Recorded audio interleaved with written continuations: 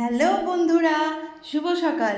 Anushree blog ওয়ার্ল্ডের নতুন একটি ব্লগে তোমাদের সকলকে অনেক অনেক স্বাগত জানাই। একই সাথে তোমাদের জানাই শুভ নববর্ষ। তোমরা সবাই কেমন আছো? আশা করি তোমরা সবাই ভালো আছো। আর দেখো, আমরাও বেশ ভালোই আছি। একটি বছর যায়, আবার একটি নতুন বছর আসে। একটি দিন যায়, আবার একটি নতুন দিনও আসে। কিন্তু আমাদের যে কাজগুলো, সেগুলো প্রায় একই রকম থাকে। তাই নতুন বছরে নতুন একটি দিনে আমি আমার কাজের ডালি নিয়ে তোমাদের সামনে চলে এসেছি। তোমাদের কাছে ব্লগটা পুরোটা দেখার অনুরোধ রইল। যদি আমার ব্লগ তোমাদের ভালো লেগে থাকে, তাহলে প্লিজ আমার চ্যানেলটাকে লাইক, শেয়ার ও সাবস্ক্রাইব করে দিও। দেখো, সকালে উঠে আমার সকালের কাজগুলো মোটামুটি আমি একটু একটু করে আস্তে আস্তে এগিয়ে নেওয়ার চেষ্টা করছি। প্রথমে আমি সকালে দেখো ফ্রেশ হয়ে তারপর আমি চলে এসেছি রান্নাঘরে এসে আমার চা করা হয়ে গেছে। তারপরে দেখো, আমি চা করার পরে আমার মেয়ে যখন উঠে গেছে, তখন আমি আমার মেয়েকে দেখো মেয়ের খাবার মানে মেয়ে যে কমপ্লেন খায় সেটা দিয়ে দিয়েছি। তারপর আমি সকালে দেখো আমার বাসি কাজ যে ঝাঁট দেওয়া, সেই ঝাঁট দেওয়াও আমার হয়ে গেছে। এরপর মা এসেছিলেন বাড়িতে, এই বাড়ি এসেছিলেন। তো মা আসার পরে মায়ের যে শাড়ি, সেই নববর্ষের উপলক্ষে মাকে যে শাড়ি দেওয়া হয়েছিল, সেই শাড়িটাও একটু তোমাদেরকে দেখালাম, মানে মার হাতে দিলাম, মা একটুখানি দেখালো শাড়িটা তোমাদের। তারপরে দেখো আমি চলে এসেছি এখানে রান্নাঘরে, আমি রান্না করব বলে। তো আজকের যে রান্না, সেই রান্না হচ্ছে কুমড়োর তরকারি, বা কুমড়ো অনেকে বলে থাকেন কুমড়োর ছেচকি। তো সেই কুমড়োর তরকারি দেখো আমি বসিয়ে দিয়েছি। তার সাথে আমি কেটে নিয়েছি বেগুন ভাজা করব, কুমড়োর তরকারি, আর তার সাথে আমার মটর ডালটাও সিদ্ধ হয়ে গেছে একই সাথে।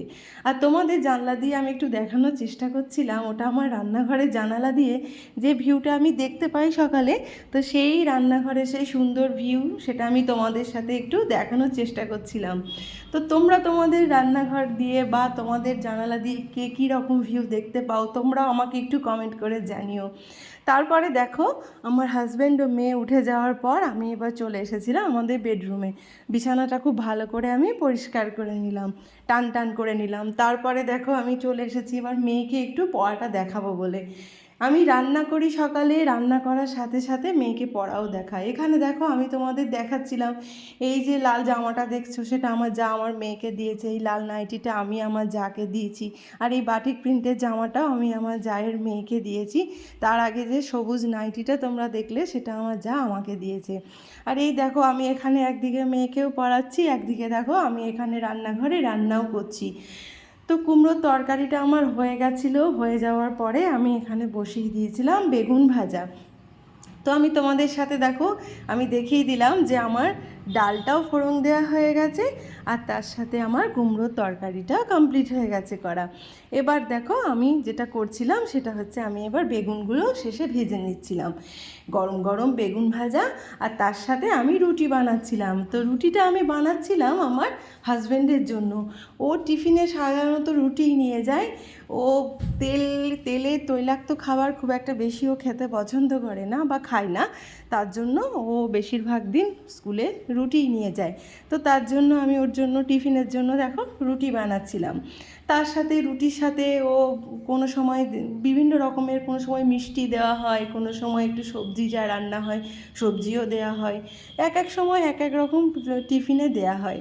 তো দেখো, শুধু রুটি বানাচ্ছিলাম তাই নয়, রুটি বানাতে বানাতে আমি ভাবছিলাম যে এরপর আমি কি করব, কারণ একই সময়ে হাজব্যান্ডও বেরিয়ে যায়, তারা থাকে এই সময়টায়, আবার একই টাইমে আমার মেয়েও স্কুলের জন্য তখন ও বেরিয়ে যায়, ওকেও রেডি করতে হয়। তো এই টাইমটায় আমার ব্যস্ততা থাকে খুবই বেশি।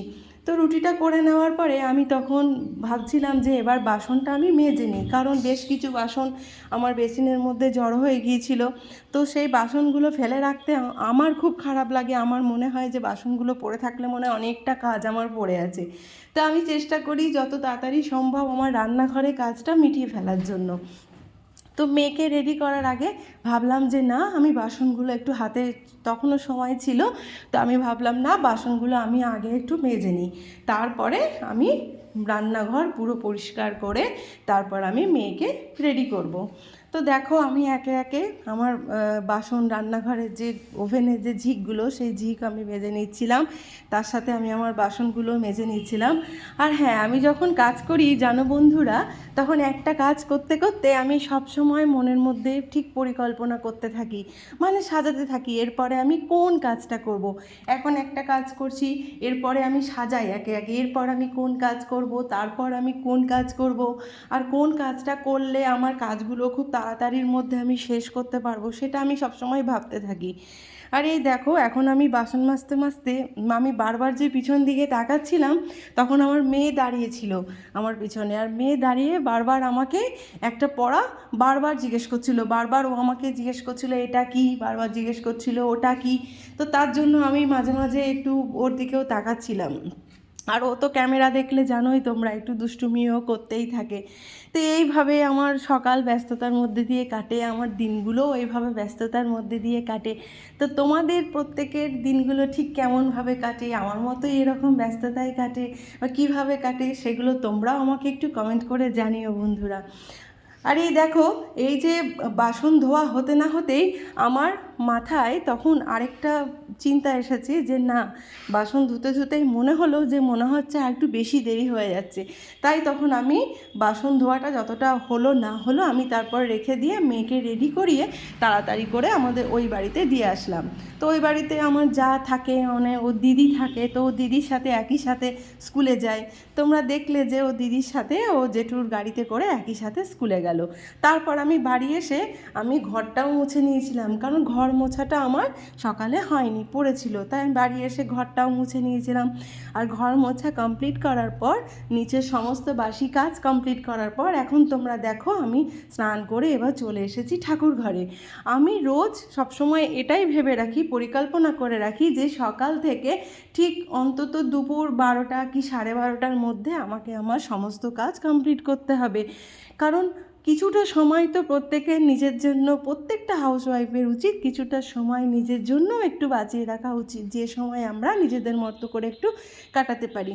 তো দেখো এখন আমি চলে এসেছি ঠাকুর ঘরে, তো আমি পুজো দেব।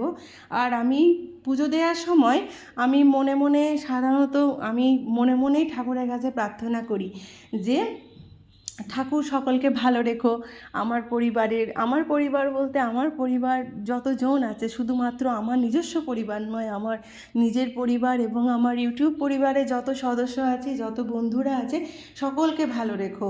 আর আমি ঠাকুরের কাছে প্রার্থনা করি যে সবাই যেন ভালো থাকে, আমার সাথে থাকো।